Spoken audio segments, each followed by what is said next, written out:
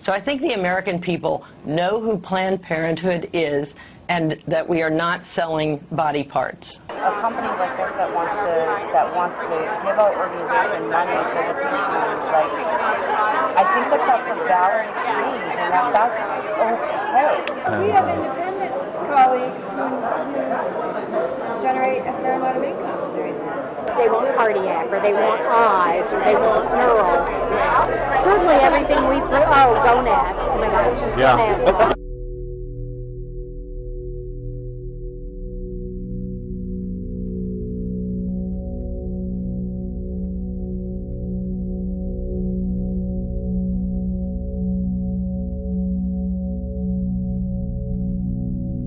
Sorry to interrupt, Dr. Westhoff, but Dr. Nucatola has mentioned your name before as a good conversation. You just met my procurement technician. We work with, we do fetal tissue collections and other human biospecimen collection. So, I don't know, Deborah's kind of been our contact on the national level for the past 8 months or so. Yeah, we haven't been working with anybody who wants stem cells. We've just been working with people who want particular tissues. Particular, like they want cardiac, or they want eyes, or they want neural, they want spinal cords. So, I mean, that sort of thing. Certainly everything we put, gonads. Oh my God. Yeah. Gonads. Yeah. Everything we provide is fresh. Mm-hmm. We have a department that is focused on our abortion providers, and the head of that department is here, and I'm sure they have, in essence at their fingertips, information about volume and second try versus first try and so on. And I think they would be the right people to explore whether affiliates are different. Obviously, we would have the potential for a huge PR issue on doing this. It's something we're very discreet about it. Everybody else is very discreet. Yeah. Well, I will make sure you're here for the whole we'll be here all weekend, as they say. Yeah, we've got to. So but it's Deb Nucatola you've spoken with so far. I'll make sure you talk to a couple of our National Office Abortion people. This is important. This could destroy your company and us if we don't time, those conversations correctly. This is Deb Vanderheide. This is Deb Vanderheide. Hello. Good to meet you. Pleasure, Procurement thank you. manager. Is it the liver only that you're Oh no, it's all. I mean, it's all kinds of stuff. I mean, definitely, liver is probably easily the most, like, the highest in demand right now. And then neural tissue and neural progenitors is another big one that's very difficult, because that's where specimen quality and, like, the intact of the specimen is a big concern, because the brain is really, really fragile. So. Yeah. Do you? Can I ask you about remuneration?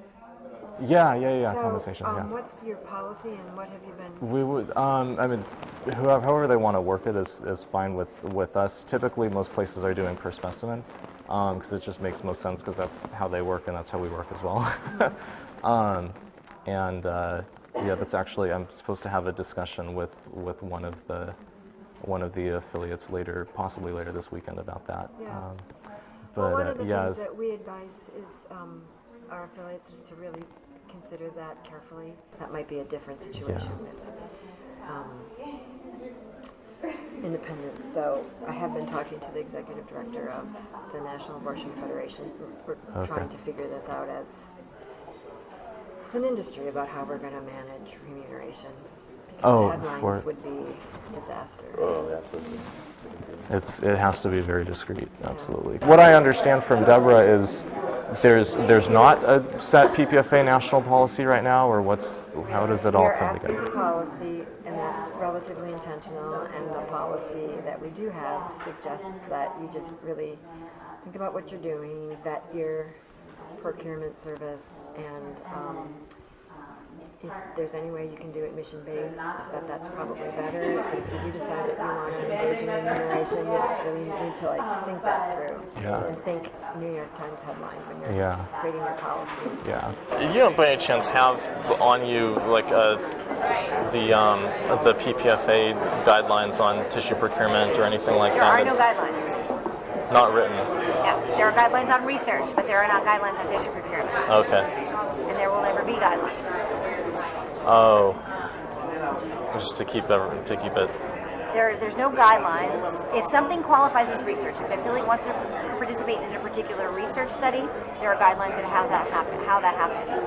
If they're gonna, participate in something like this, there are mechanisms by which contracts can be reviewed and things like that, but there are no guidelines. Deb gets requests, and I get requests about whether or not people should be working with. Well, the requests have been coming. We hear STEM Express. STEM Express is the other one, yeah. And should we work with them? Just because Shasta Pacific, now Northern California, they work with them, and they're sort of vocal about it. Yeah, STEM Express has the whole north, For the first few years that it happened, it was treated as research, and then we realized that was kind of overkill because we didn't have a particular IRB-approved study. Right. It just didn't fit into our framework, and so we just kind of backed off of that. I guess I'm talking even in terms of like compensation and stuff like that, just to... Nothing is written. Yeah. There's nothing in stone. If they do it, that's fine. We're not going to say no, but we want them to think about really the New York Times headline. Yeah. This feel bad. This is really worth getting. I don't even know what a specimen generally brings in. Yeah, it really varies from place to place. We would start at probably $100 per specimen is what we've been quoting people, and that can, some people do more, some people do less, and it just kind of depends. We have independent colleagues who generate a fair amount of income doing this, and if they have a smaller at the independent or don't clinics, have the ability to fundraise because they're not a nonprofit, that's not really helpful. Well, it's an issue you might imagine that we're not going to come talking about on email. So we want to have the conversation in person. Folks will ask the national office questions, and we certainly have answers to the questions, but we don't have a policy per se. And that is by choice.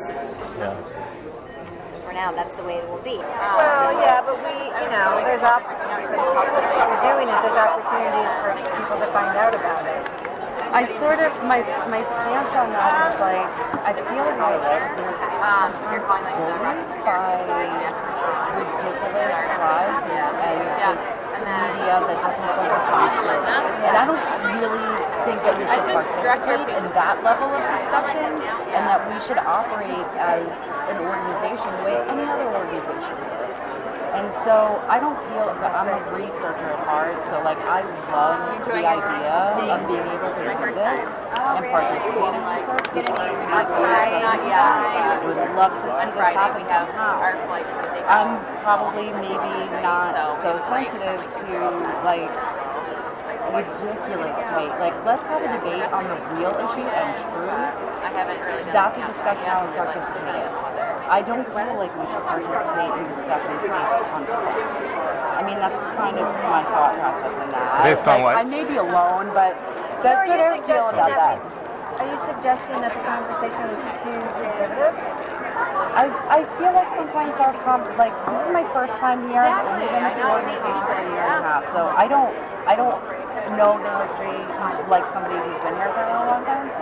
But I've always been a supporter. I've been a patient, and now I'm working here, and I just feel like we shouldn't participate in ridiculous social discussions. We should participate in a valid, and that we should not curtail our business for ridiculousness. Maybe curtail our business for an actual real discussion. I don't think anybody was suggesting that curtail. The message to me that I heard today was go for it. We think it's a great idea. Just do it right. Exactly, and I understand that, but like a company like this that wants to give our organization money for the tissue, like I think that's a valid exchange, and that's okay. Providing that we are very sensitive to the patient and consent and all of that, and I don't see a problem with that. I understand that we have to worry about our rep and everything like that, but Well, I think a congressional hearing scared the bejesus out of people 15 years ago when there was a congressional hearing on it. It turned out to be fraud. But what was the front? She's been talking about how she needed. there was a person in the opposition that said Planned Parenthood had changed the way it does its procedures so that they can collect tissue so that they can sell tissue. It turned out that was false. We've been very good at getting parts on liver because we know that. So I'm not going to crush that part. I'm going to basically crush below. I'm going to crush above, and I'm going to see if I can get it intact. But it sparked a congressional hearing and some federal legislation, which is where some of that came from. So we just want to not have to repeat that. Right. And there are a lot of Planned Parenthoods that participate in donation programs that are reimbursed for. And that's fine. Yeah, it's fine. We're just suggesting that call us, help us, or let us help you walk through some of those steps to make sure that it's done right. Yeah. We can talk about this some more. So, yeah, I think go for it. And use us to the extent that you can. Okay. All right. Thank you very much. Yeah. Appreciate it. And I know Northern California, Marmonte, LA, they all provide donation for community. So they would also be good people to check with. All right, thank you so much. Yeah, she asked more questions than anybody. Oh, she was really getting into it during the... Yeah. I hope that she didn't leave thinking that we were saying don't We're do it. discouraging it. Because Roger said I'm going to say a number of things, and I only want you to go away with one message. I think this is a good idea. Right. Now, here's what you need to look out for, and then at the end of it, he said, and I just want to reiterate, I think this is a good idea.